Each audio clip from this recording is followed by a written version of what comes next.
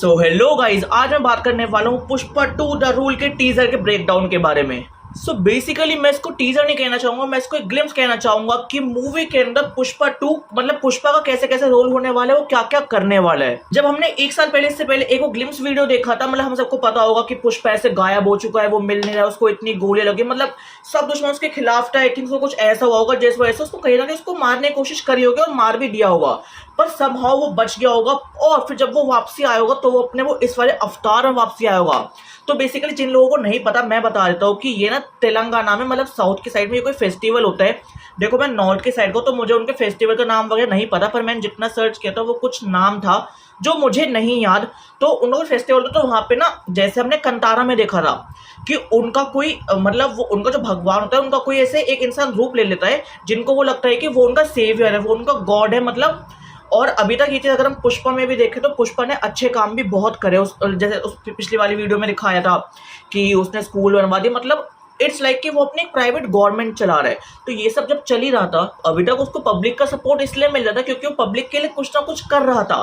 पर अब उसको पब्लिक का सपोर्ट इसलिए मिल रहा है क्योंकि वो उनका भगवान बन चुका है, मतलब लिटरल भगवान बन चुका है। तो उनको तो उसने वो अपना वही अवतार लिया था। एंड जैसे वो वापसी आया होगा उसी फेस्टिवल में, तो ऑफकोर्स ये बात है उसके दुश्मन इतने सारे तो उनके कहीं ना कहीं बंदे वहां पर भी पहुंच गए होंगे, तो वो उनको सीधा मारना है। फिर उसने उनको मारा, तो कहीं ना कहीं आई थिंक सो ये मेरे हिसाब से ना मतलब जैसे अगर मैं मूवी को 3 पार्ट में डिवाइड करूँ, जैसे 3 घंटे की मूवी है, फर्स्ट पार्ट में तो मेरे हिसाब से वही दिखाया जाएगा कि जब पुष्पा की शादी हो गई उसके बाद का क्या सिनेरियो रहा, फिर उसके बाद क्या कहते हैं उसने और कैसे अपने राज्य को अपने पूरे मतलब अंपायर को उसने और कैसे बड़ा करा। वही अगर मैं सेकंड पार्ट की बात करूँ तो मेरे हिसाब से वो सेकंड पार्ट में ऐसे दिखाया हुआ कि जो पुष्पा के सारे विलन्स थे वो सारे साथ में आ गए, फिर उसके बाद कहीं ना कहीं उन्होंने उसको मारा या कुछ भी करा, फिर उसके बाद उसका थोड़ा ऐसे फॉल बैक हो गया, उसका अंपायर तोड़ दिया, उसके गुंडों को मार दिया, उसको मार दिया।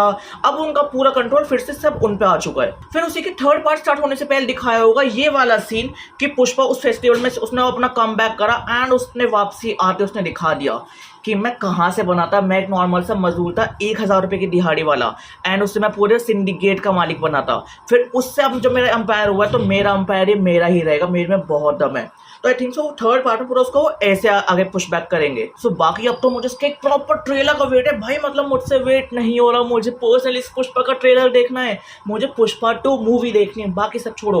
मतलब तुम यकीन नहीं मानोगे मैं अपनी लाइफ में जब जब ऐसे लो फील करता हूँ ना, मैं सबसे पहले पुष्पा मूवी देखता हूँ। अमेजॉन प्राइम खोला, पुष्पा मूवी सर्च करता हूँ क्योंकि मैं उससे बहुत ज़्यादा कनेक्ट कर पाता हूँ। सो बाकी तुम बताओ कमेंट्स में कि तुम्हें ये इसका टीजर कैसे लगा। कहते हैं ना गर्म करके ठंडा छोड़ते हैं, वो हाल किया। पर कोई नहीं, और भी चीज़ है इसके बारे में और भी ज़्यादा बात करेंगे।